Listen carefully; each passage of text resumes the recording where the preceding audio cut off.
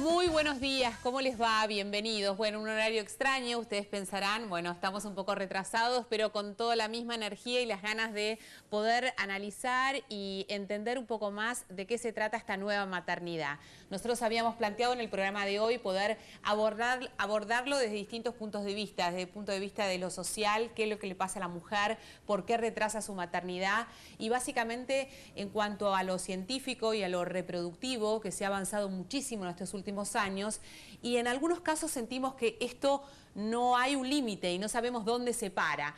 A propósito de la información que compartíamos la semana pasada respecto de esta mujer de 65 años que tenía 12 hijos y que pese a esa situación había elegido y había optado someterse a un tratamiento de fertilización y ahora es mamá aparte de cuatrillizas. En fin, esto generó y abrió un debate interno seguramente entre cada uno de ustedes y nosotros. Por eso es como hemos invitado a la licenciada Ivana Moyano, que es especialista en crianza, y al doctor Sergio Papier, que es especialista en medicina genética y reproductiva. Bienvenidos, gracias por esperar, ante todo. Gracias. Bueno, a ver, sociológicamente, ¿qué es lo que ha pasado que básicamente hemos demorado tanto y que nos vemos en la tremenda necesidad de utilizar la medicina reproductiva no como una situación médica, sino más bien una elección de vida? ¿Se entiende este concepto? Sí. No es que no puedo tener hijos y por eso utilizo la medicina reproductiva, lo que es maravilloso,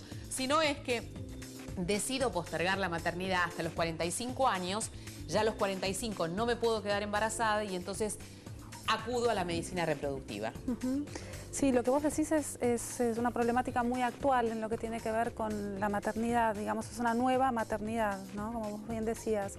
El fenómeno de retraso de la maternidad o de la maternidad tardía es un fenómeno que se extendió mundialmente y que tiene que ver con cuestiones más relacionadas a la autorrealización personal, sí, y a las cuestiones laborales y económicas a las que enfrentamos las mujeres hoy en día, ¿no? Que también tiene que ver con el sostén, ¿no? Hoy por hoy la mujer pasa a ser, al igual que el hombre, sostén familiar y entonces hasta tanto no tener una seguridad económica necesaria, no puede o no le pasa por la cabeza la posibilidad de decidir formar una familia si no tiene por lo menos la seguridad de poder mantener ese bebé. Sí, en ese sentido no tenemos leyes que vayan que estén a la altura o que estén avanzando tan dinámicamente como la realidad.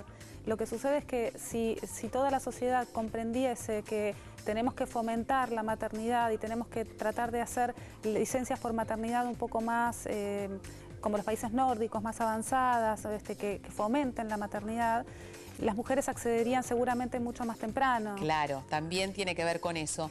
Y yo agrego algo, y se lo dejo aquí en la mesa para que ustedes me digan lo que opinan, que tiene que ver un poco con la omnipotencia, que en estos tiempos nos rige, ¿no? Esta cosa de que no, prefiero, más allá de lo económico, prefiero desarrollarme personalmente porque esto es lo que quiero hacer, porque quiero poder tener la independencia necesaria, porque todavía no tengo una pareja estable, porque quiero viajar, porque quiero descubrir el mundo, por lo que sea. Y después aparece la necesidad de la maternidad cuando ya biológicamente es tarde. Y doctor, y esto me parece importante rescatarlo, más allá de lo que la ciencia pueda ayudar y hacer, ¿es tarde a los 45 años tener o pretender tener un hijo? Sí, desde el punto de vista médico, antes todavía. Después de los 40 ya es tarde, sí, porque los resultados reproductivos, aún con técnicas de reproducción asistida, son bajos. Ya que el que determina... Es limitado. Es limitado, pero bastante limitado, más limitado de lo que la gente cree. Claro. Y ahora le voy a explicar por qué. A ver. El reloj biológico está dado por la calidad del óvulo. Y la calidad, del cual no tenemos marcadores, solamente la edad, empieza a caer a partir de los 35. Después de los 40 de forma abrupta y prácticamente después de los 45 es imposible lograr un embarazo. Con lo cual debemos de acudir a un banco de óvulos, un banco de espermatozoides, de manera tal de que se produzca ese embrión fuera del cuerpo de esa mamá, digamos. Absolutamente. Para cerrar, las donantes de óvulos tienen menos de 35 años. Exactamente. Y de esta manera, una mujer, en este caso de 65 años, tiene una chance de embarazo muy alta porque el que genera los resultados es el óvulo de esa mujer joven que lo... De otra mujer. De otra mujer. Entonces, estamos hablando de una maternidad parcial en este sentido, en el sentido médico, reproductivo. Después, obviamente, uno no juzga lo que esa mujer, obviamente a través de la crianza, cría a ese hijo y se transforma en su mamá. Pero, ¿se produce ese embarazo? Vale la pena aclarar porque ese óvulo es de una mujer de menor de 35 años. Igual la maternidad es una sola. Totalmente. La maternidad es quien expresa la voluntad de querer tener un hijo. Sí, definitivamente. Y a propósito de esto, de este tipo de maternidad, ¿es egoísta pensar que una mujer de 65 años, o no nos vayamos tan lejos a este extremo, es egoísta pensar que una mujer de 50 años puede criar a un hijo que seguramente puede, pero digo, ¿cómo lo encuadramos socialmente? ¿Ese hijo tendrá menos tiempo de mamá? ¿O tendrá un tiempo de mamá limitado o de una calidad diferente? ¿Qué es lo que se sabe hoy en día al respecto? Se sabe bastante poco porque la realidad, como te digo, avanza más rápido que lo que los científicos pueden estudiar o podemos indagar. Realmente son fenómenos muy nuevos. Pensamos siempre que una mamá añosa tiene menos tiempo para estar con sus hijos y los hijos menos tiempo para disfrutar a sus mamás. También es cierto que en el mismo momento en que una mamá se vuelve mamá, después de los 45 años, después mucho más grande también tiene papás muy añosos. Entonces, en ese mismo momento está lidiando con niños muy pequeños o con adolescentes y con padres muy grandes. Ahí se genera una problemática en ese sentido, o se prevé que puede aparecer una problemática desde ese lugar. ¿Cuántas veces hemos escuchado, tendrás una amiga que dice, bueno, tuve a mi último hijo como tipo de abuela, y dice, bueno, y efectivamente me doy cuenta que mi realidad es otra, es diferente. Por ahí es distinto si la maternidad aparece o ese primer hijo aparece a los 40, 42, 43, 44 años. Desde el punto de vista médico, ¿cómo sería la experiencia? Bueno, muy difícil. Cuando comenzamos a hacer ovodonación, el límite ético era de 45 años. Claro. Ahora ya pasó a los 50 años. La mayoría de las sociedades científicas en Argentina y en el mundo establecen que los 50 años, porque es la edad generalmente que se produce la menopausia, claro, es la edad, digamos, límite, y ética, por esto que vos decís, es decir, la diferencia de edad con los chicos, pero también se genera un conflicto de derechos. Totalmente. Porque el hombre puede a los 65, 70, 80 años y no la mujer. Pero bueno, madre... Es que conceptualmente también debería de pensarse en este sentido. Y también ¿no? hay que pensar en el límite también en el hombre, es decir, de los padres. A eso me refiero, y no claro, solamente la mujer. Pero 50 años, 51, 52 podemos discutir, es un límite lógico. No se trata de egoísmo o no egoísmo, depende de cada caso. Hay mujeres que a los 50 años llegan de una manera, otras mujeres que llegan de otra manera. ¿Y ese cuerpo de esa mujer a los 50 años está preparado o asume riesgos altos al quedarse embarazada? Bueno, ahí sí hay un tema claro, es decir, claramente. Bueno, esto es lo que en después realidad los 45 decir, ¿no? Y después los 50 sobre todo, las complicaciones obstétricas son mayores. Sí. Riesgo de hipertensión por el embarazo, de diabetes gestacional, de partos prematuros, así que hay que establecer más controles y obviamente esas complicaciones médicas también limitan de alguna manera la utilización de las técnicas. También esto es importante saberlo, como insistimos con este tema, la información es vital para después poder tomar una decisión, porque como dice el doctor, cada caso es particular y uno no puede ir en contra de un deseo irrefrenable, que como siempre digo yo, es la maternidad. Cuando lo tenés, es muy difícil que a una persona se le saque de la cabeza esa posibilidad. Entonces, bueno, va a recurrir a todo aquello que está a su alcance y a sus propias creencias para lograrlo, digamos. Sí. Ahora, ¿cómo lo planteamos? ¿Esa mujer debería de prepararse de una manera diferente para la crianza? Sí, sí, hay una diferenciación muy importante, muy interesante que se está investigando, que muchos autores están hablando, que tiene que ver con el deseo de hijo, con el deseo de tener un hijo, el deseo de volverse mamá, la voluntad de volverse mamá, que la familia crezca y el deseo narcisista de un hijo. Exactamente. Lo que sucede es que el deseo narcisista de un hijo, a diferencia del deseo de un hijo, no es exclusivo de las madres añosas. También. Es decir, muchas mamás muy jóvenes que están en una edad fértil y demás para fecundar, también son víctimas o expresan a veces esta pasión por un hijo, pasión desenfrenada por un hijo y muchas veces un hijo a cualquier precio, ¿no?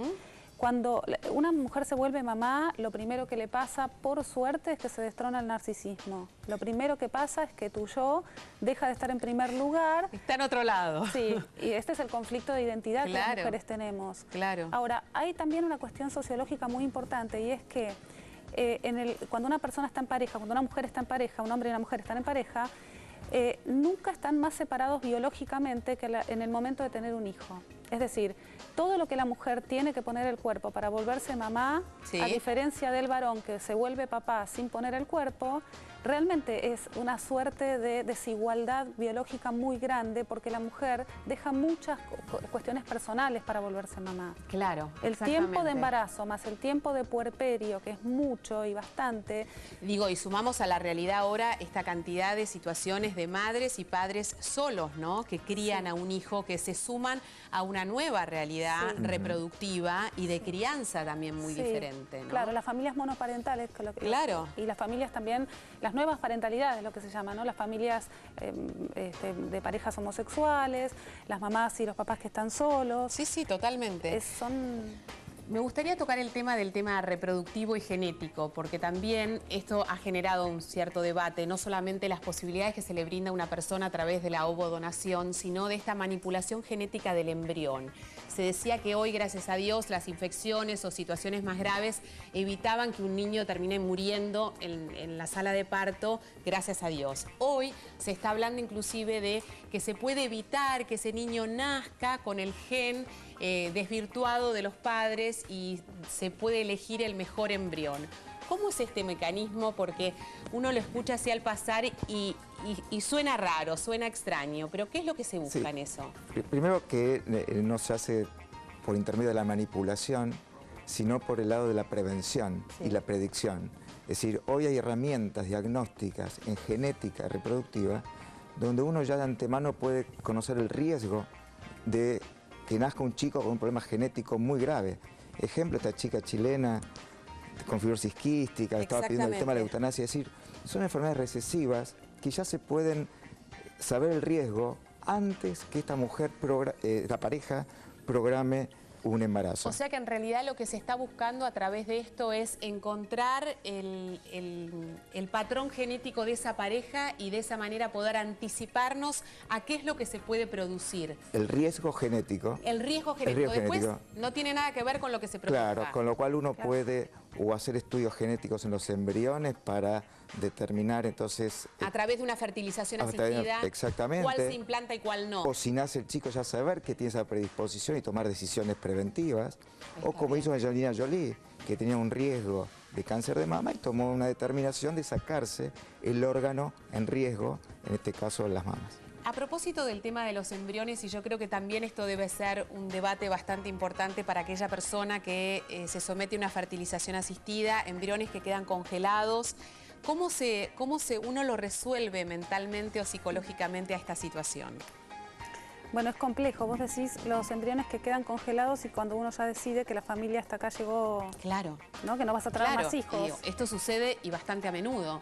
O sea, uno se producen una cantidad de embriones para justamente abrir o extender la posibilidad de ese embarazo y después finalmente se implantan 2 y quedan otros 2 esperando y resulta que esa familia decide no tener más hijos por alguna circunstancia en la que está lejos de nosotros juzgar, sino que qué pasa con todo eso y cómo se resuelve eso mentalmente para esa familia. A eso me refiero. Realmente muchas veces es muy complejo porque para muchas mujeres o muchos matrimonios esos embriones son hijos de ellos, son hijos futuros. Obvio.